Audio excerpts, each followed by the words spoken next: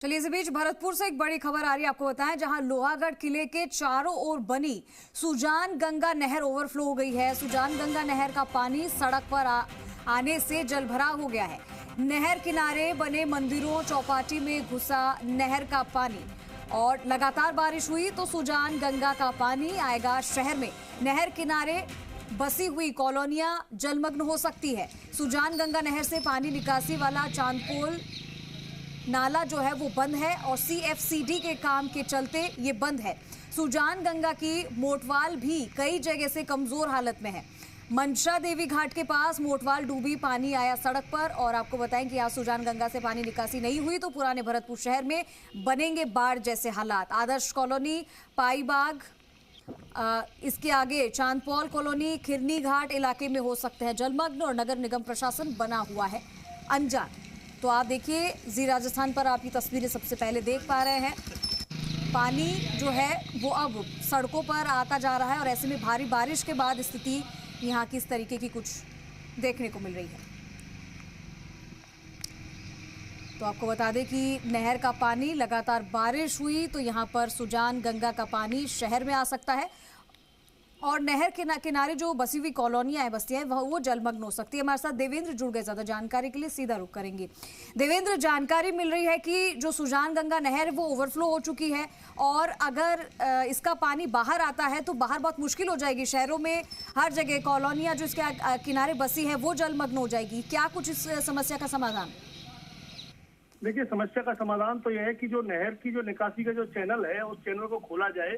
Outlet जो है जहां से पानी निकासी होती है वो खोला जाएगा। जब तक उसको नहीं खोला जाएगा तब तक इसका कोई कहते हैं कि इलाज संभव नहीं है।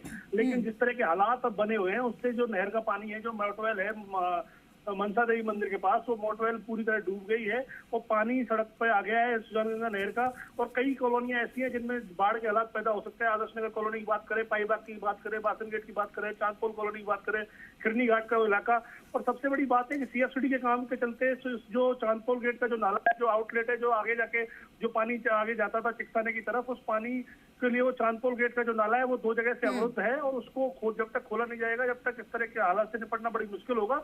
और अगर इसी तरह बरसात का दौर जारी रहा और तो सुजान गंगा की जो शहर की तरफ जो मोटवेल है, जो कि शहर को जोड़ती है, कनेक्ट करती है, जो मोटवेल का इलाका जो बिल्कुल कॉलोनियां जो बसी हुई है, वहाँ खासी दिक्कत हो सकती है। एक तस्वीरों के जरिए हम दिखाने की कोशिश भी कर रहे हैं किस तरह के हालात है, किस तरीके से पानी वहाँ पे भरा हुआ है और किस तरीके से लोगों को परेशानी का सामना करना पड़ेगा। लगातार सोशल मीडिया के जरिए वहाँ के आसपास की कॉलोनियों के लोग प्रशासन से मांग कर रहे हैं, वो कह रहे हैं कि इसकी तरफ प्रशासन ध्यान दे, लेकिन नगर निगम प्रशासन है अभी हाथ पे हाथ धर के बैठा हुआ है। यही सवाल है देवेंद्र कि बारिश होने को तो कंट्रोल नहीं किया जा सकता है, लेकिन जमीनी हालात को तो सही इस तरीके से सुधारा जा सकता है। लेकिन अगर नगर निगम प्रशासन ही इसको लेकर मुंह बधिर बना हुआ है, आंखें मूंद कर बैठा है, तो फिर इसका समस्या का समाधान कौन करेगा? ऐसे तो बाढ़ जैसे हालात हो जाएंगे।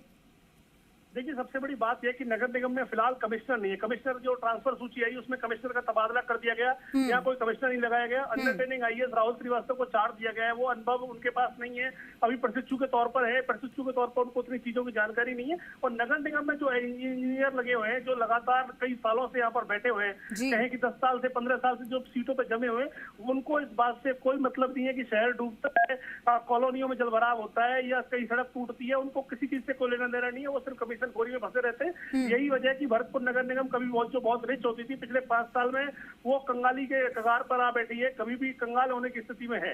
ये स्थिति नगर निगम की है। और सबसे बड़ी बात है कि किसी भी चीज को ठीक करने के लिए संसाधनों की आवश्यकता होती है, वो संसाधन जुटाने के लिए नगर निगम यानी कि संसाधनों की भी कमी है और साथ में जिनकी जिम्मेदारी बनती है वो अपनी जिम्मेदारी से पीछे हट रहे हैं, काम कोई नहीं करना चाह रहा है।